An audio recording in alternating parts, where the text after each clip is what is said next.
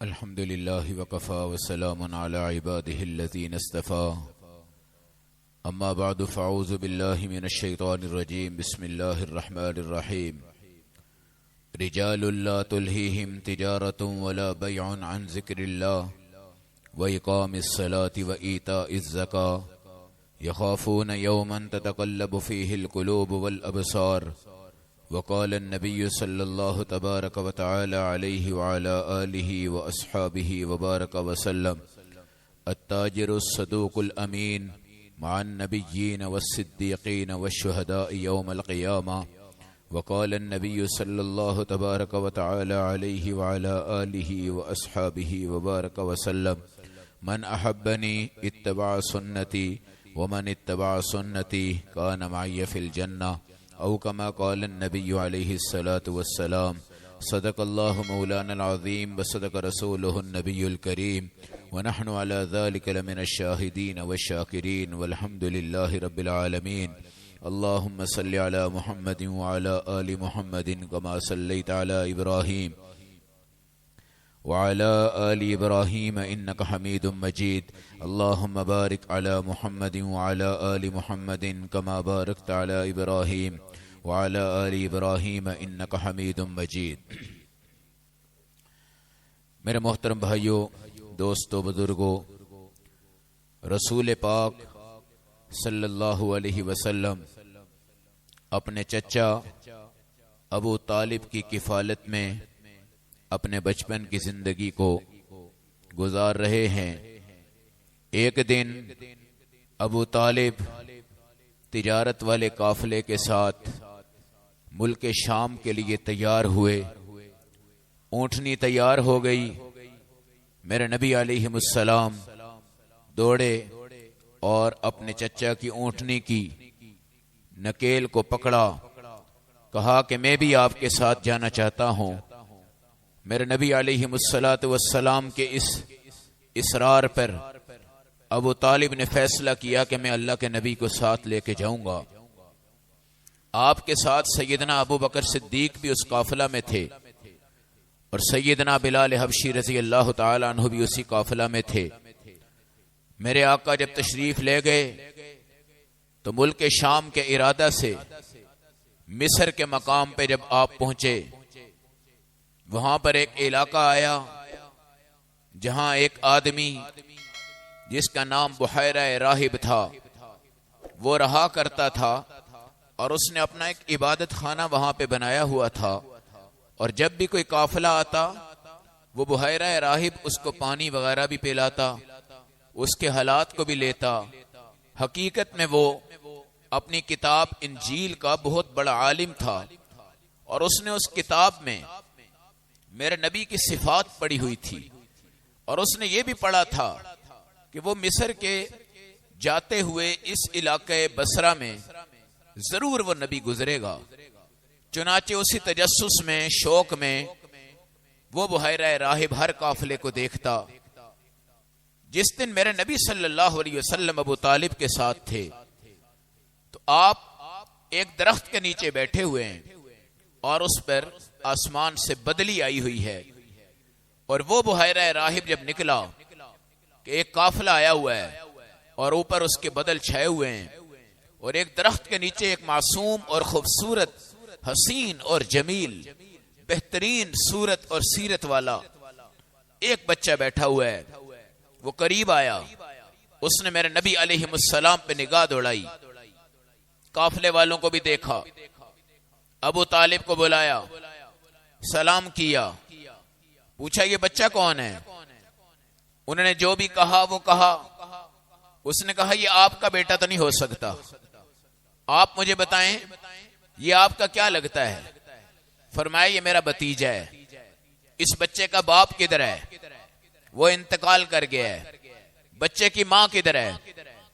وہ بھی انتقال کر گئی ہے۔ یہ سن کر بحیرہ آگے بڑھتا گیا، رسول پاک کے قریب آتا گیا۔ اس کو پتا تھا کہ ہماری کتابوں میں لکھا ہے کہ اس بچے کا باپ دنیا سے جلدی جائے گا، ماں دنیا سے جلدی جائے گی، وہ بچہ ایک عجیب صورت کے ساتھ آئے گا، کائنات میں اس جیسا حسین کوئی نہیں ہوگا، بحیرہ قریب آیا، میرے نبی کی تمام صفات دیکھتا رہا، پھر میرے نبی علیہ السلام کی قمیض مبارک کو تھوڑا پیچھے کیا، اور وہاں پر ایک مہر نبوت تھی جو اللہ نے رسول پاک کی کمر مبارک میں لگائی ہوئی تھی، سیب کے پھل کی طرح اس کی شکل تھی۔ بحیرہ نے بھی اس کو بھی پہچان لیا، مگر قافلے والوں سے بحیرہ نے کوئی کھلی بات نہیں کی۔ کہنے لگا میری خواہش ہے آج میں تمہاری دعوت کروں، میں ہر قافلے کی دعوت کرتا ہوں۔ قافلے والوں نے قبول فرمائی۔ اس نے کہا دوسری خواہش یہ ہے کہ بچہ بھی آئے گا، بڑا بھی آئے گا، بوڑھا بھی آئے گا، سب کو میں کھانا کھلاؤں گا۔ اس کے خادم نے کہا اے بحیرہ، پہلے آپ نے کبھی بچوں کا نام نہیں لیا، آج آپ کہہ رہے ہیں کہ بچے بھی آئیں گے۔ پھر وہ خاموش ہو گیا۔ پھر دعوت شروع ہو گئی۔ لوگوں نے سمجھا کہ رسول پاک چھوٹے بچے ہیں، ان کو اونٹوں کے پاس چھوڑ دیتے ہیں، ہم جا کے کھانا کھا آتے ہیں، اس بچے نے کیا کھانا کھانا ہے۔ سارے چلے گئے بحیرہ کے دربار میں، کرسیوں پہ بیٹھ کے کھانا آگے آیا، پانی آگے آیا۔ بحیرہ کی نگاہ تھی کہ وہ بچہ آیا کہ نہیں۔ پتا چلا کہ تیرے محل میں وہ بچہ نہیں پہنچا۔ دائیں طرف دیکھا، بائیں طرف دیکھا، کہنے لگا ایک بچہ رہ گیا ہے، وہ کہاں گیا ہے؟ ابو طالب نے کہا وہ اونٹوں کی نگرانی پہ ہے۔ کہنے لگا اگر وہ نہیں آتا دعوت کی تمہیں اجازت نہیں، میں نے اس بچے کی وجہ سے آج دعوت سجائی ہے، دسترخوان سجایا ہے۔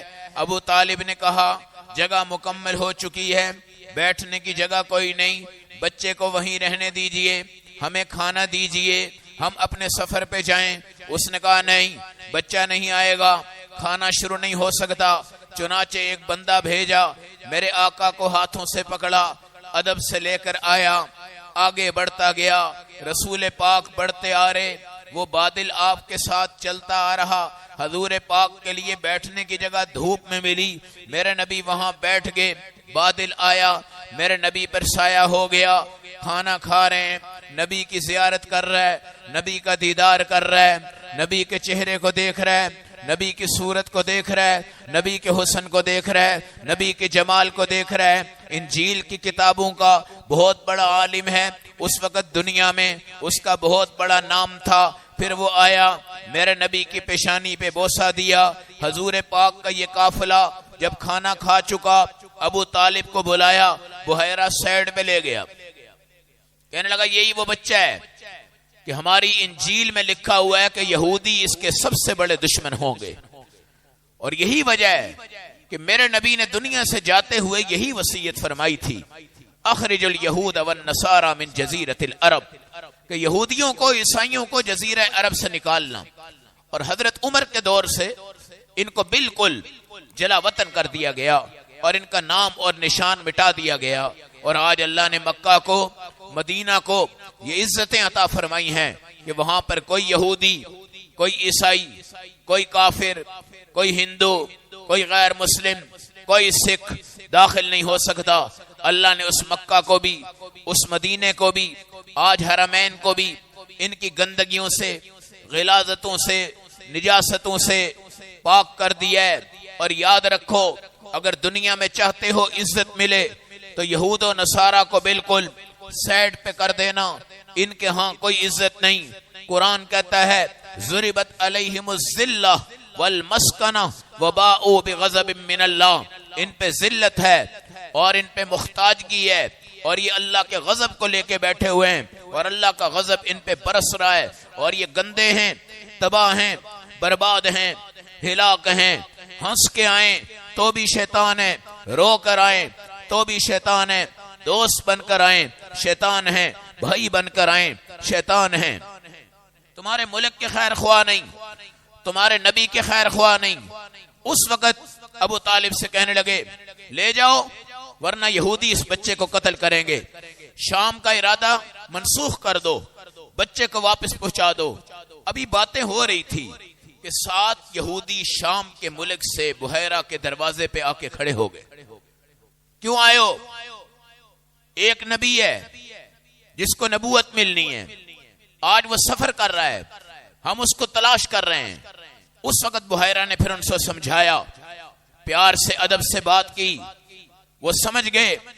انہوں نے وعدہ کیا تو ہمیں ٹھکانہ دے دے، ہم اس بچے کو کچھ نہیں کہتے، لیکن یہ تجھے بتا رہے ہیں شام کے علاقے میں مت بھیجنا ورنہ اس بچے کو وہاں پہ قتل کر دیا جائے گا۔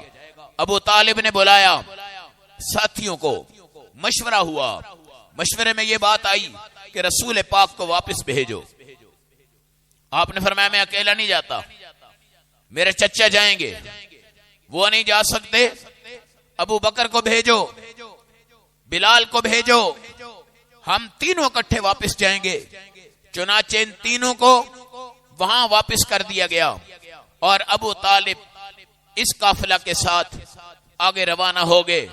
حضور کریم صلی اللہ علیہ وسلم نے تجارت کے اندر اپنے آپ کو مشہور کیا اور تجارت کا کاروبار بھی آپ نے شروع کیا۔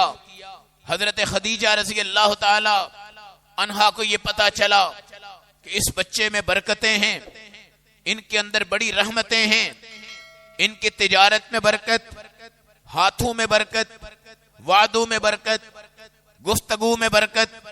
خدا کے لیے اپنی تجارت میں جھوٹے وعدے کرنا چھوڑ دو، جھوٹی قسمیں کھانا چھوڑ دو۔ تجارت میرے نبی کی سنت ہے، تمہارے بچوں کا رزق ہے، تمہاری بیوی کی پرورش ہے، تمہاری اللہ کی ولیہ ماں ہے اس کی پرورش ہے، تمہارے گھر میں تمہارا نیک باپ ہے اس کی پرورش ہے، تمہارے گھر میں تمہارا نیک دادا ہے اس کی پرورش ہے، تمہارے گھر میں تمہاری نیک نانی ہے اس کی پرورش ہے۔ ارے خدا کے بندو، ان دکانوں پہ جھوٹ بول کر کما کر کیا کرو گے؟ یہاں وعدے خلاف ورزیاں کر کر کما کر کیا کرو گے؟ چیز کی اصلیت بتا دو، نقلی بھی بتا دو، 2 نمبر بھی بتا دو، 1 نمبر بھی بتا دو۔ اور اگر تجارت میں نفع چاہتے ہو، گھر سے یہ مت سوچ کے آنا کہ مجھے 500 روپیہ نفع ملے گا، سوٹ بیچوں گا، ورنہ تم ہلاک ہو جاؤ گے، تباہ ہو جاؤ گے، برباد ہو جاؤ گے۔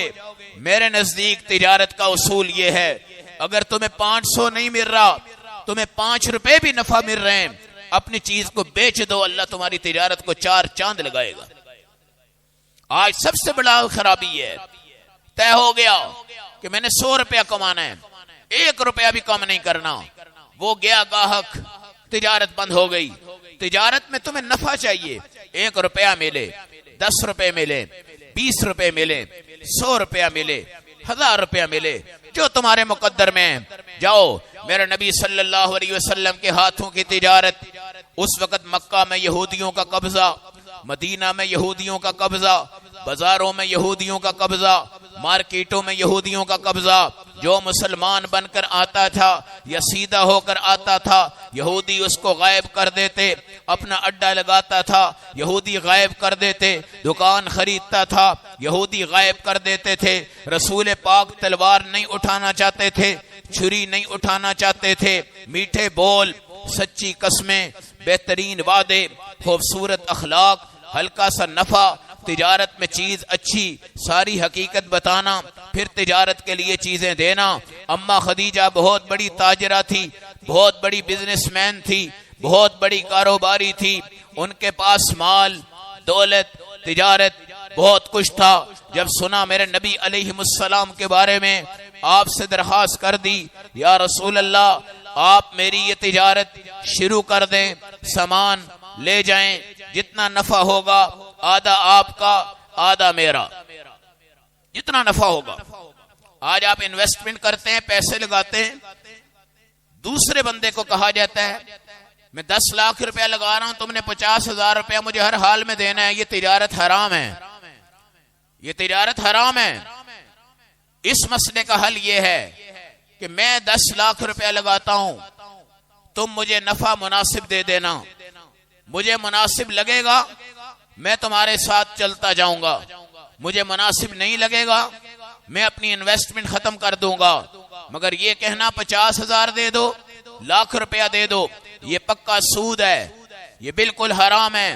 جب کوئی انویسٹمنٹ کرے 20,000 دوں گا، 30 دوں گا، 40 دوں گا، 2 باتیں بتانی ہیں، میں تمہیں نفع دوں گا، تمہیں مناسب لگے گا تو چلنا، نہیں لگے گا تو مجھے بتا دینا، پیسے واپس لے لینا، اور اگر کوئی نقصان ہوا 10 لاکھ میرا ڈوبے گا، 10 لاکھ تمہارا ڈوبے گا، تم بھی 10 لاکھ کا نقصان برداشت کرو گے، میں بھی 10 لاکھ کا نقصان برداشت کروں گا۔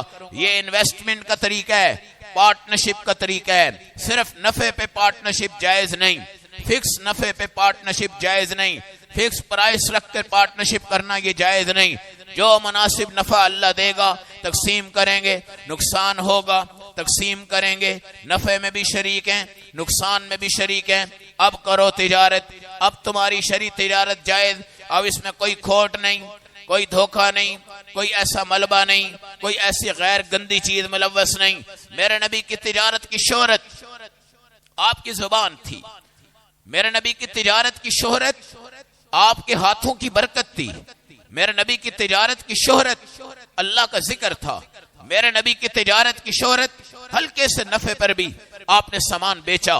جب رسول پاک جیسا تاجر مکہ کی گلیوں میں آیا، مدینہ کی گلیوں میں آیا، ہلکا سا ریٹ، چیز بہترین، کوئی کھوٹ نہیں، کوئی ملاوٹ نہیں، پیار کی تلوار، اخلاق کی تلوار، محبت کی تلوار، محمد کی تلوار، محبوب کی تلوار، مٹھاس، ہنسی، مسکراہٹ، ادب، اخلاق، ہر چیز کو دیکھ کر آہستہ آہستہ میرے نبی کو مرکزی حیثیت مل گئی، اور نبی پاک جب مکہ میں سامان لے کے کھڑے ہوتے چند گھنٹوں میں بک جاتا، باقی تاجر کھڑے ہوتے چند ہفتے لگ جاتے مگر بکتا نہیں۔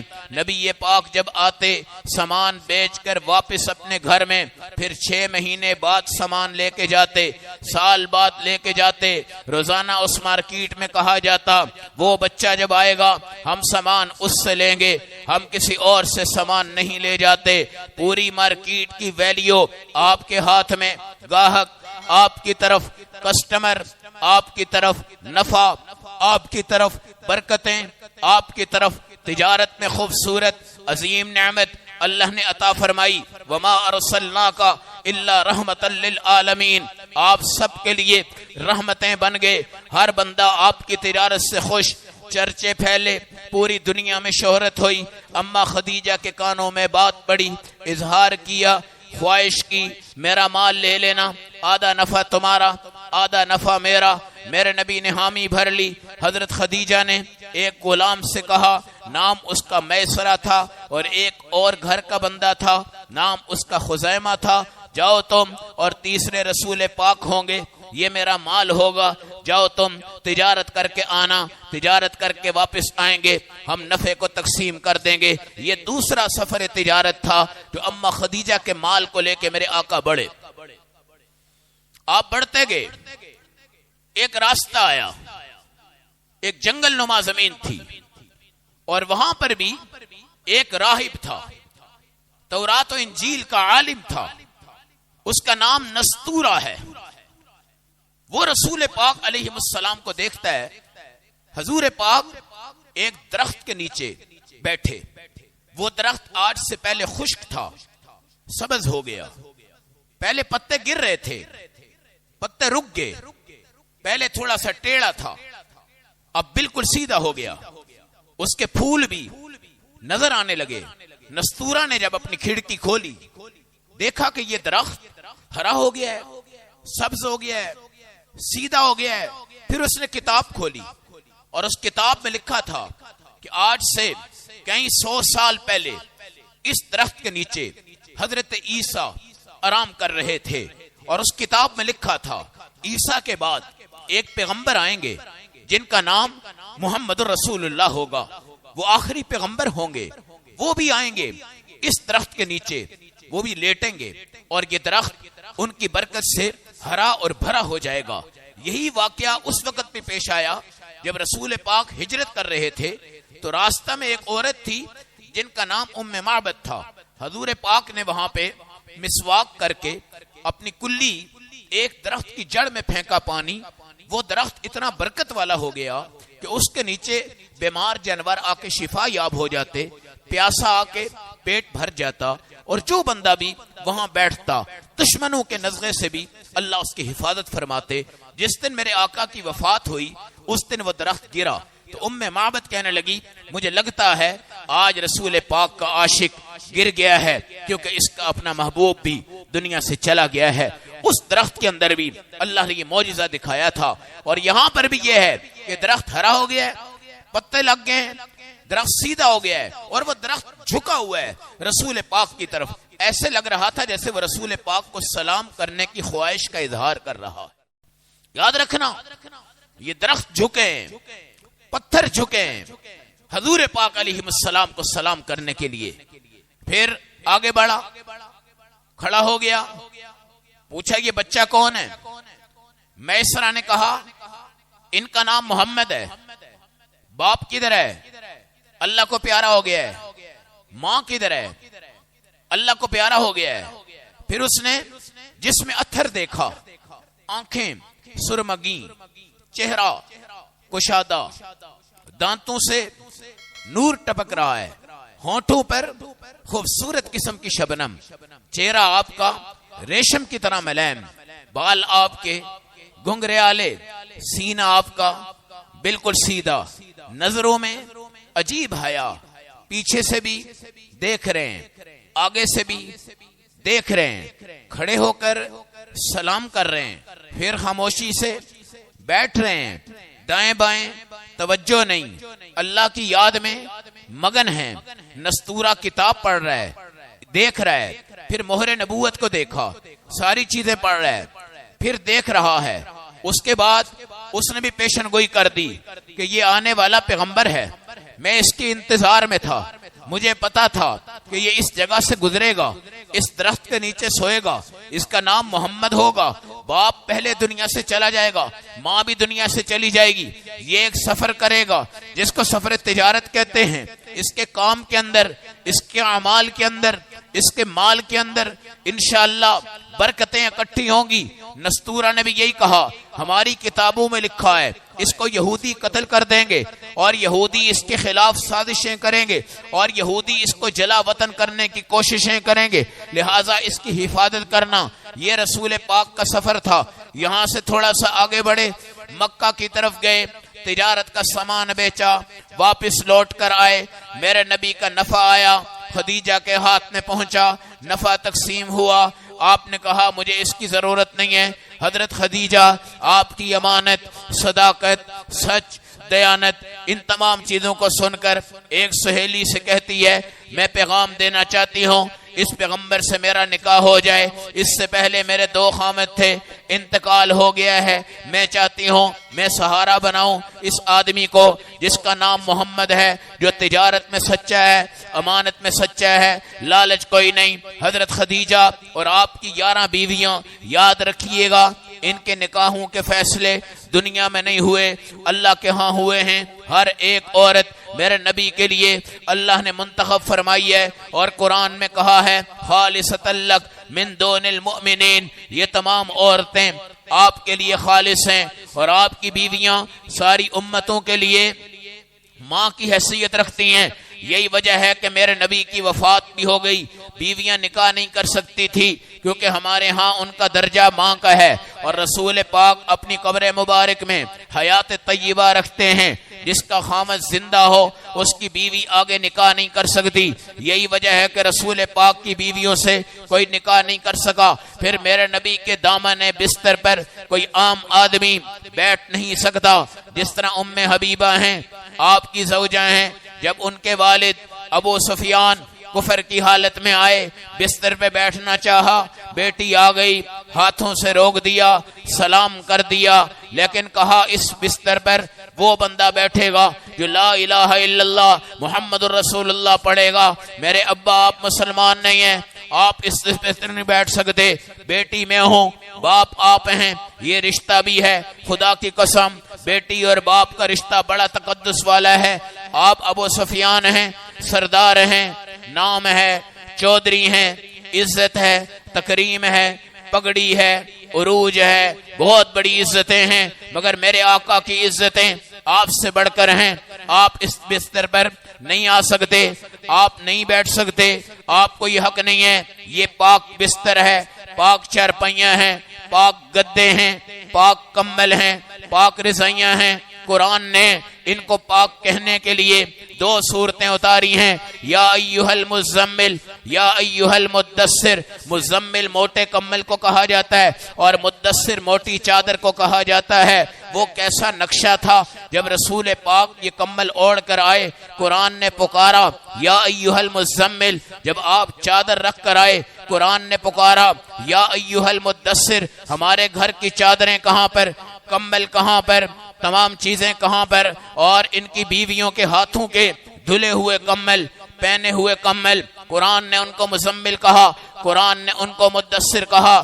یا ایھا المزمل کی ایک آیت ہے، اگر کوئی امتی اس کو یاد کرے ایک آیت کو، ایک درجہ جنت کا مل رہا ہے، اور یا ایھا المدثر قرآن کی ایک آیت ہے، اگر اس کو یاد کر لو ایک درجہ تمہیں جنت کا ملتا ہے۔ یہ اتنے پیارے نام ہیں، اتنے پیارے لقب ہیں، اتنے پیارے اسماء گرامی ہیں، خدا کی قسم۔ سورۃ مزمل، سورۃ مدثر بڑی خوبصورت چیزیں ہیں، مگر امت کو کیسے پتا چلے کہ یہ کتنی خوبصورتیں ہیں؟ ان کی تلاوت کرو گے، ترجمہ کرو گے، تفسیر پڑھو گے، تشریح پڑھو گے، تب تمہیں پتا چلے گا قرآن کیا چیز ہے، قرآن کی کیا عظمتیں ہیں۔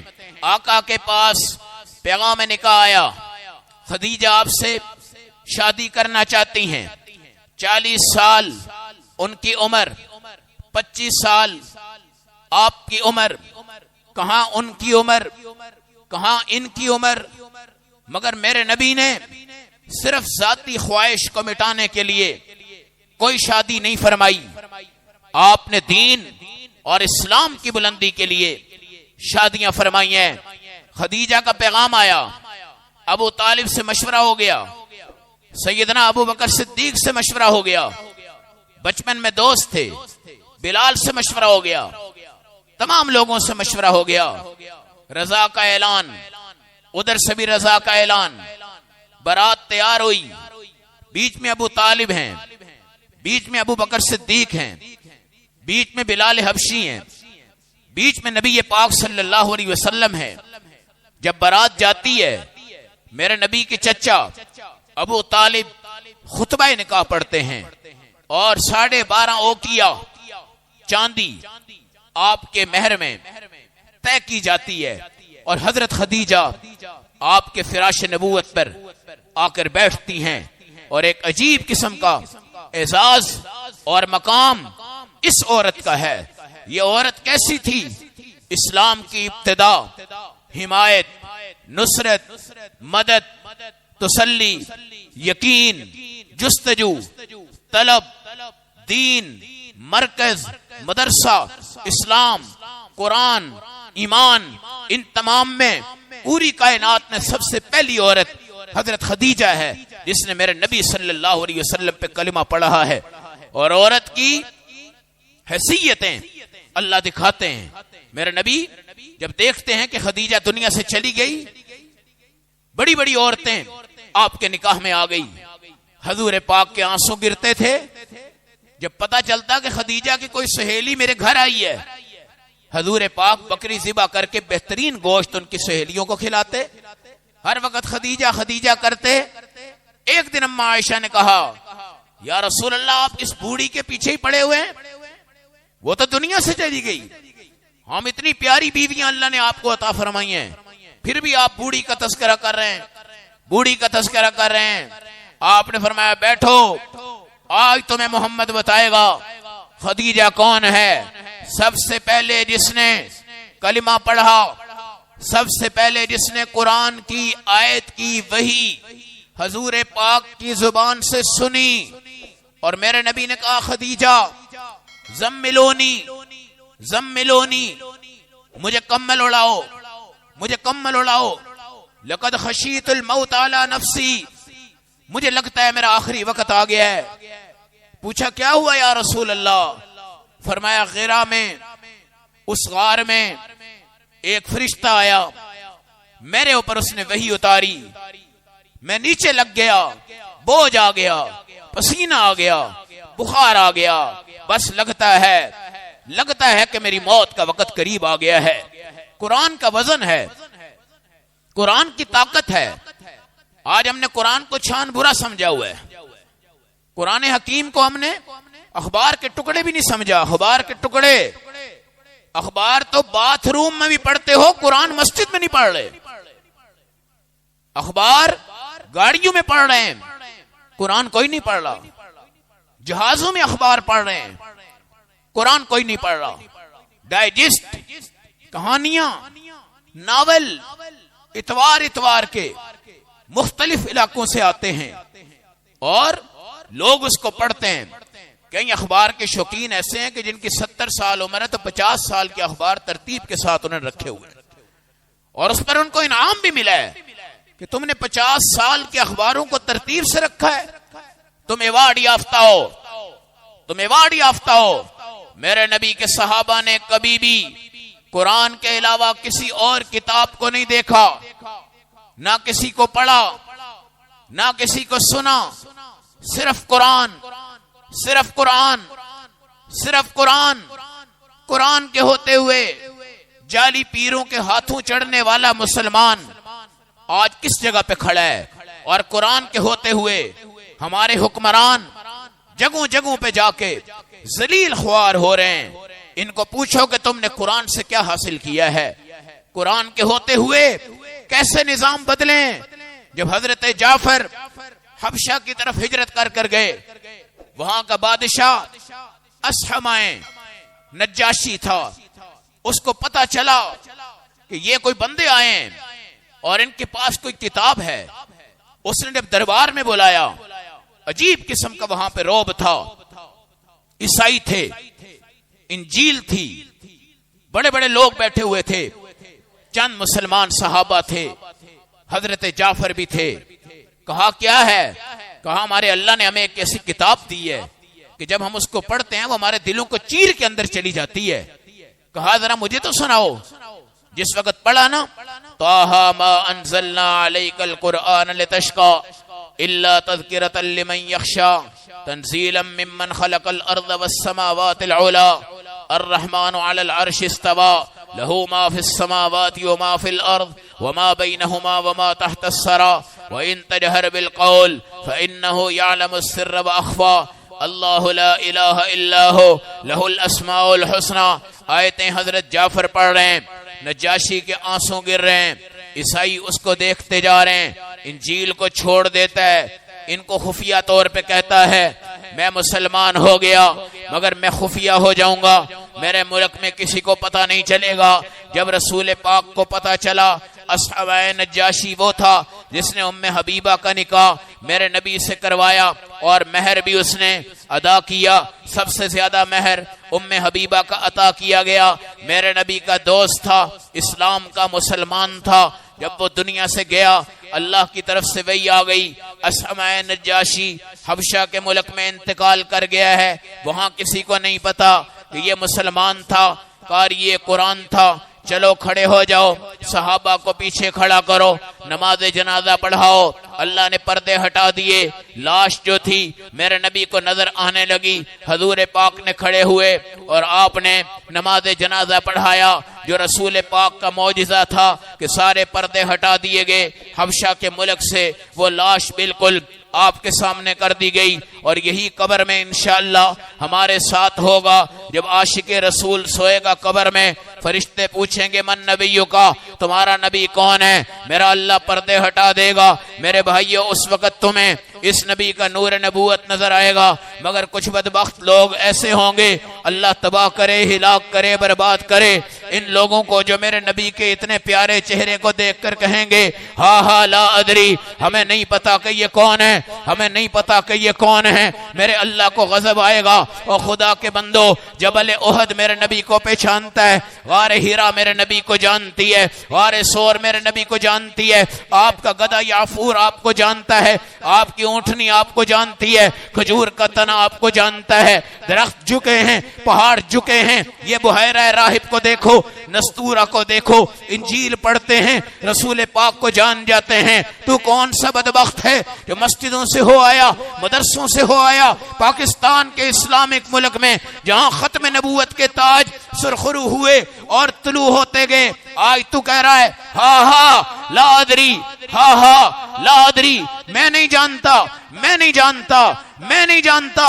تو اداکاروں کو پہچانتا ہے، گلوکاروں کو پہچانتا ہے، تو نے نور جہاں کو جانتا ہے، تو مختلف گلوکار جانتا ہے، نصرت فتح علی خان کو جانتا ہے، میرے محمد کے بارے میں تو کہہ رہے ہیں لا ادری لا ادری لا ادری، مجھے نہیں پتا، یہ میرے نبی رحمت ہیں، خدا کی قسم ناکام بھی ہو کر قبر میں اتر جاؤ گے مگر من نبیوں کا کہنے سے نبی کا چہرہ تمہارے سامنے آئے گا۔ اگر تم یہ کہہ جاؤ گے ھذا محمد الرسول اللہ، یہ سامنے ہیں محمد صلی اللہ علیہ وسلم، بس پھر بھی تمہاری نجات ہے، پھر بھی تمہاری نجات ہے۔ نبی قبر کے لیے بھی رحمت ہیں، قبر کے لیے بھی رحمت ہیں۔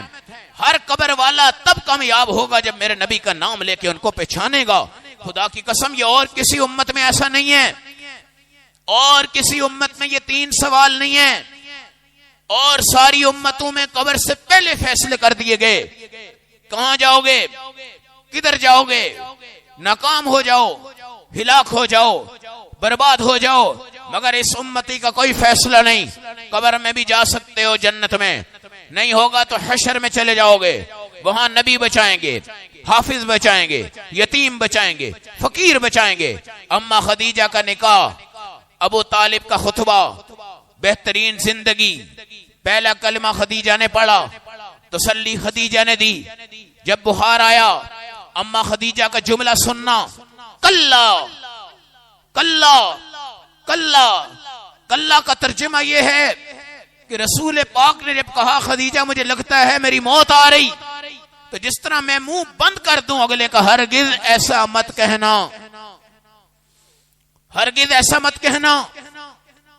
یہ ایک بیوی کی تسلی ہے، واللہ ما یخزیک اللہ ابدا، میں قسم اٹھا رہی ہوں، پہلی قسم اسلام لانے کے بعد میری پہلی قسم کس بات پر ہے؟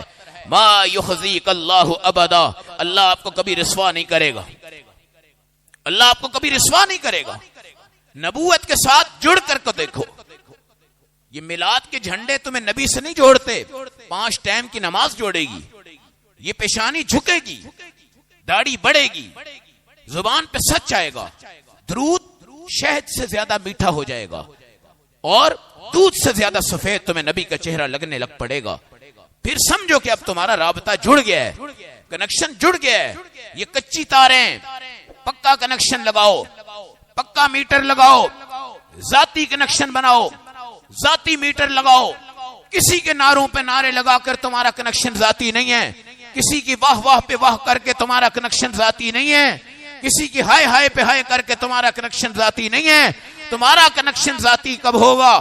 جب تم درود کو زندگی بناؤ، کلمے کو زندگی بناؤ، نماز کو زندگی بناؤ۔ واللہ ما یخزیک اللہ ابدا، اللہ آپ کو کبھی رسوا نہیں کرے گا۔ انک لتصل الرحم وتحمل الکل وتکسب المعدوم وتقری الضیف وتعین علی نوائب الحق، آپ صلہ رحمی کرتے ہیں، بوجھ اٹھاتے ہیں، مہمان نوازی کرتے ہیں، بیماروں کی عیادت کرتے ہیں، غریبوں کی پاسداری کرتے ہیں۔ ایسے بندے کو اللہ کبھی ذلیل نہیں کر سکتا۔ پھر خدیجہ دوڑی، چچا کے بیٹے تھے ورقہ بن نوفل، ان کے پاس لے کر گئی، انہوں نے تسلی دی، انہوں نے کہا انجیل پڑھتا ہوں، ساری نشانیاں یہی ہیں، وہی اترے گی، بوجھ آئے گا، وہی آئے گی، آپ پر بخار آئے گا، وہی آئے گی، آپ کو تکلیف ہوگی، مگر نبی چاہتا میرے اللہ سے کہہ دیتا یا اللہ اقرأ بسم ربک الذی خلق خلق الانسان من علق اقرأ وربک الاکرم الذی علم بالقلم علم الانسان ما لم يعلم۔ بس اتنی 5 آیتیں ہیں،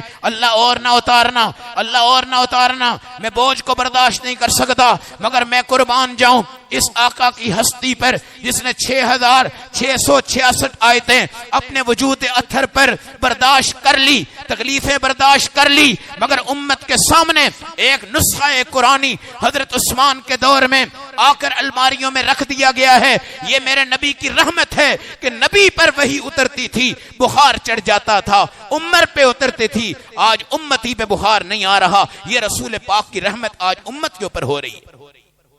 تمہارے چھوٹے چھوٹے بچے قرآن پڑھتے ہیں، کیا تم یہ سمجھتے ہو کہ ہم نے اس کی امید کر کے 10 دیگیں کھلا کے قرآن کا حق ادا کر دیا ہے؟ خدا کی قسم تم کبھی یہ تو سمجھو کہ ہمارا خالی پیٹ بچہ گیا اور 6666 آیتیں لے کر آیا، اور نبی پر 5 آیتیں اتری تھی، بخار چڑھ گیا تھا، اس بچے کو کچھ ہوا کیوں نہیں؟ یہ ہے میرے نبی علیہ السلام کی زبان مبارک کی رحمت کہ آج تم سب قرآن پڑھ سکتے ہو، قرآن پڑھ رہے ہو، قرآن کو اٹھا رہے ہو، اور یہی رحمت تھی۔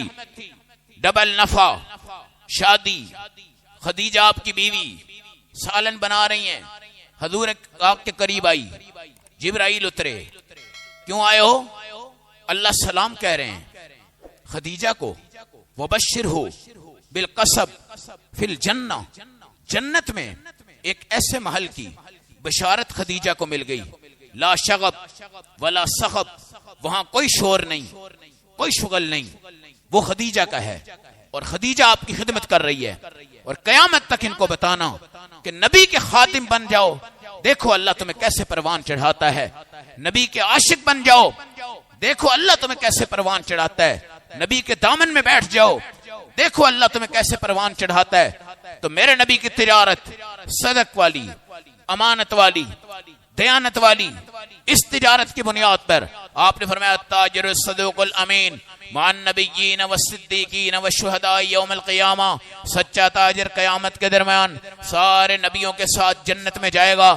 میرے نبی علیہ السلام کا فرمان ہے، تجارت والا، حلال کمانے والا ایک قدم اٹھا کے دکان کی طرف جائے، جہاد فی سبیل اللہ کا ثواب میرا اللہ عطا کرتا ہے۔ میرے نبی کا فرمان ہے، ایک غریب آدمی بیلچے چلا کر مزدوری کرتا ہے، پسینے آ جاتے ہیں، سائے میں جاتا ہے، ایک سانس لیتا ہے، خدا کی قسم اس کا یہ سانس غریب کے لاکھوں روپے خرچ کرنے سے زیادہ اللہ کے ہاں مقام رکھتا ہے۔ میرے نبی نے فرمایا، اے سعد بن معاذ، مجھے اللہ کا حکم ہے تیرے ہاتھوں کو بوسہ دوں۔ یا رسول اللہ میری کیا حیثیت؟ فرمایا تو ہل چلاتا ہے، بیلچے لگاتا ہے، بچوں کی خوراک کماتا ہے، خدا کی قسم آج محمد تیرے ہاتھ کو، مزدور کے ہاتھ کو چوم رہا ہے، اور یہ حکم بھی اللہ کی طرف سے آیا ہے۔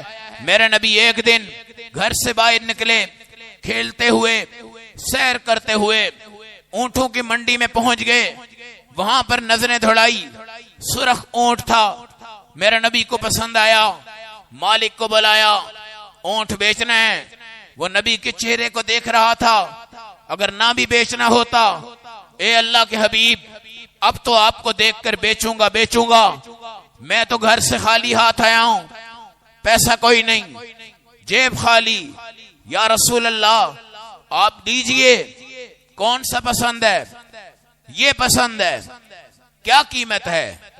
یہ قیمت ہے، اور قیمت اس نے ایسی لگائی، اگر وہ کروڑ روپے کی چیز تھی تو اس نے 1,00,000 روپے بتایا۔ میرے نبی کو کہنے لگا اونٹ پکڑیں، کھڑا کر دیں، چلے جائیں، جب پیسے ہوں لے آئیے گا۔ میرے نبی علیہ السلام پر اعتماد، حضور پاک کی صداقت کا یقین، ورنہ آج کوئی ادھار دیتا ہے لاکھوں روپے کی چیز؟ حضور پاک لے کر آگے، بعد میں باقی منڈی والے آئے، اس سے کہنے لگے یار تو بڑا بے وقوف آدمی ہے، تو نے کروڑوں کی چیز لاکھوں میں دے دی۔ وہ کہنے لگا یار مجھے اس چیز کا دھیان ہی نہیں تھا کہ یہ کروڑوں کا لاکھوں کا ہے۔ کہنے لگے کیوں؟ کہنے لگا میں تو رسول پاک کے چہرے کے نور کو دیکھتا جا رہا تھا، مجھے اونٹ کی فکر ہی کوئی نہیں تھی۔ دوسرے کو بلایا، تیرا یہ دوست تھا، تو اس کو مشورہ دے دیتا۔ وہ کہتا میں تو رسول پاک کی پیشانی پہ نظر دوڑایا ہوا تھا، میں نے وہاں سے ہٹائی نہیں۔ تیسرے کو پوچھا تو نے مشورہ کیوں نہیں دیا؟ اس نے کہا میں تو نبی پاک کی آنکھوں کی طرف نظریں دوڑا رہا تھا، میں نے دائیں بائیں دیکھا ہی نہیں، مجھے اونٹ کا ہوش نہیں، قیمت کا ہوش نہیں، ادھار لے کے جا رہے ہیں، پیسہ ملے گا کہ نہیں ملا، مجھے ان چیزوں کا ہوش نہیں۔ ہم نے رسول پاک کے چہرہ نبوت پر نظریں دوڑائی، ہم کھو گئے۔ ابھی وہ مسلمان نہیں تھے، ابھی رسول پاک کو نبوت نہیں ملی، ابھی نبی پاک کو رسالت نہیں ملی، ابھی آپ کی زندگی کے 12 اور 14 سال کے واقعات ہیں۔ اس میں میرے نبی کی مقبولیت، آپ کی تجارت، آپ کا سچ، حضرت خدیجہ کا آپ سے نکاح، اور پھر پورے مکہ میں آپ کا ایک نام، اور سارے کے سارے حضرات اس طرح حضور پاک کے قریب ہوتے گئے۔ اللہ کی قسم یہ تاجر آپ کو آج بتا رہا ہے کہ میں نے کبھی اپنی تجارت میں نماز کو نہیں چھوڑا، اور میں نے تجارت میں زکوٰۃ کو نہیں چھوڑا، اور میں نے تجارت میں فطرانہ کبھی نہیں چھوڑا، اور میں نے تجارت کے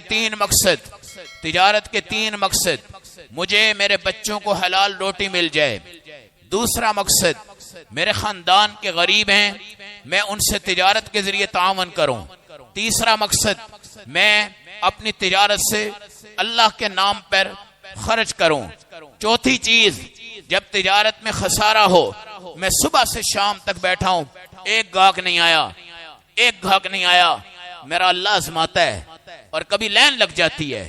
یاد رکھنا، رزق اللہ کبھی نہیں مارتا، موت بعد میں رزق پہلے، موت بعد میں پانی پہلے، موت بعد میں مچھلیاں، پائے، سریاں، چاول، بریانیاں، کلچے، نان، چنے، دالیں، آٹا، چینی، بیسن، ہر چیز تمہارے ہی حلق میں جانی ہے، تمہارے ہی حلق میں جانی ہے۔ اگر تمہارا جانور بھی تمہارا گھاس کھا رہا ہے تو وہ جانور بھی تمہارے حلق میں جانا ہے۔ اگر یہ پانی آسمان سے اتر کر بجلی بنا رہا ہے تو یہ بجلی بھی تمہاری ضرورت، اگر یہ گھاس بنا رہا ہے یہ بھی تمہاری ضرورت، اگر زمینوں کو شاداب کر رہا ہے یہ بھی تمہاری ضرورت۔ جس دن آخری کلمے والا بندہ مرے گا اس دن اربوں جانور دنیا میں ہوں گے، مگر قیامت فوراً آئے گی، سب کو میرا اللہ مار دے گا، کیونکہ ایک انسان آخری مر گیا، سب کچھ انسان کے لیے۔ تو تجارت میں ٹینشن نہ لیا کرو، تجارت میں تین مقصد رکھو، بچوں کا حلال رزق، رشتہ داروں کے لیے حلال رزق، اللہ کے نام پہ حلال رزق۔ پھر اگر نقصان بڑھ رہے ہوں تو خدا کو شریک بناؤ، خدا کو پارٹنر بناؤ۔ کیسے بنانا ہے؟ تمہیں 100 روپیہ نفع آتا ہے، تم 1 روپیہ اللہ کے نام پہ دے دو، جب میرے اللہ کی مخلوق میں ایک غریب بندہ اس کو کھائے گا تو میرا اللہ خوش ہو کے اس کے لیے 2 روپے دے گا، پھر وہ کھائے گا تو میرا اللہ اس کو 3 روپے دے گا، پھر وہ کھائے گا تو میرا اللہ اس کو 700 تک بڑھائے گا۔ یہ اللہ کو ساتھ شریک کرو، جس کی نہیں چلتی، جس کی تجارت نہیں چلتی، یہ آپ کو قسمیہ انداز میں عرض کر رہا ہوں کہ 1 روپیہ، 10 روپے، 5 روپے باوجود غربت کے اللہ کے نام پہ دینا شروع کر دو، دیکھنا خدا چابی کھول دے گا، خزانہ کھول دے گا، اور اللہ تمہیں ڈوبنے نہیں دے گا۔ اللہ کو پتا ہے میں اس کا پارٹنر ہوں، میں کبریائی والا ہوں، میں بڑائی والا ہوں، میں خالق ہوں، مالک ہوں، میں خزانوں کا بادشاہ ہوں، اگر ڈوب جاؤں تو میری خدائی کس کام کی ہے؟ پھر اللہ تمہیں نہیں ڈوبنے دے گا۔ اللہ ہم سب کو عمل کی سمجھ کی توفیق عطا فرمائے۔ یہ مسئلہ پہلے بھی میں یہ کہتا ہوں کہ جس کے مسائل ہوں دینی، وہ پرچی کے ذریعے بھیج کے سوال کیا کریں، اس سے مجمع کو فائدہ ہو جاتا ہے، سارے مجمع کو فائدہ ہو جاتا ہے۔ عربی کے پہلے خطبہ میں ہاتھوں کا باندھ لینا، دوسرے خطبہ میں کھلا چھوڑ دینا، اس کی کوئی سنت کی حیثیت نہیں ہے۔ آپ بالکل تشہد کی طرح بیٹھیں، دونوں ہاتھ آپ سیدھے رکھیں۔ اگر کوئی ایسے بھی کر لیتا ہے، ہاتھ پورا خطبہ سن لیتا ہے، کوئی ممانعت نہیں ہے، لیکن اگر یہ عقیدہ آپ نے رکھا ہے جی پہلے میں نے اس کو بند رکھنا ہے، دوسرے میں نے اس کو کھلا رکھنا ہے، اس کی کوئی حیثیت نہیں ہے۔ بہترین طریقہ ہے تشہد کی حالت میں، اور صحابہ کرام احتبا میں بیٹھتے تھے۔ احتبا کہتے ہیں آپ کی سرین زمین پہ ہو، دونوں پاؤں آپ کے ایسے فولڈ ہو کے ان کو کھڑا کر کے ایسے پکڑتے ہیں جیسے عام لوگ بیٹھتے ہیں، صحابہ ایسے بھی بیٹھتے تھے۔ اب ہم تشہد میں بیٹھا کریں اور تشہد میں ہی رکھا کریں، اور اس کے اندر جو اذان ہوتی ہے اس کا بھی کوئی جواب آپ پہ ضروری نہیں ہے۔ یہ جو جمعے کی جو اذان ہے اس کا بھی کوئی جواب ضروری نہیں ہے، اور جب امام خطبہ دے دے تو خطبے کے ہوتے ہوئے آپ نے دوسرا اگر باتیں بھی کر رہا ہے نا، حدیث میں آتا ہے اگر تم نے اس کو کہا یار باتیں نہ کرو تو یہ کہنا بھی تمہارا جائز نہیں ہے، اس کو بعد میں سمجھاؤ۔ خطبے کے دوران اتنی بات بھی نہ کہو کہ بھئی چپ ہو جاؤ، سیدھے ہو جاؤ، ایسے بیٹھو ایسے بیٹھو، یہ ہدایات بھی آپ نے خطبے میں نہیں دینی۔ تو خطبے میں بہترین طریقہ ہے آپ تشہد کی حالت میں بیٹھا کریں، یہ سمجھنا کہ جی میں پہلے ایسے بیٹھوں گا ہاتھ جوڑ کے پھر ہاتھ کھول کے بیٹھوں گا، یہ کوئی سنت طریقہ ہے، ایسی کوئی بات نہیں۔ ہمارے نبی کے صحابہ یا تو تشہد کی حالت بالکل بنا کے بیٹھتے تھے یا احتبا کی حالت بنا کے بیٹھتے تھے۔ بعد میں رسول پاک نے احتبا کی حالت سے منع کر دیا، کیونکہ جب ایسے بیٹھتے احتبا کی حالت میں تو ایک نیند کا غلبہ آتا تھا۔ پھر رسول پاک کا جو طریقہ صحابہ ہے وہ بیٹھنے کے، ویسے بھی آپ کے مسنون 3 طریقے ہیں، تشہد کی حالت میں ایک ٹانگ کو بچھائیں، دوسرے کو کھڑا کر دیں، جیسے کھانا کھاتے ہیں اکثر حضرات، یا چوکڑی کبھی آپ کو مجبوری ہے تو وہ بیٹھ جائیں، باقی حالات ٹھیک نہیں ہیں۔ اس لیے خطبہ میں آپ تشہد کی حالت میں دو زانو ہو کے بیٹھا کریں اور اس سے ہی مکمل خطبہ آپ سنا کریں۔ اللہ ہمیں عمل کی توفیق نصیب فرمائے۔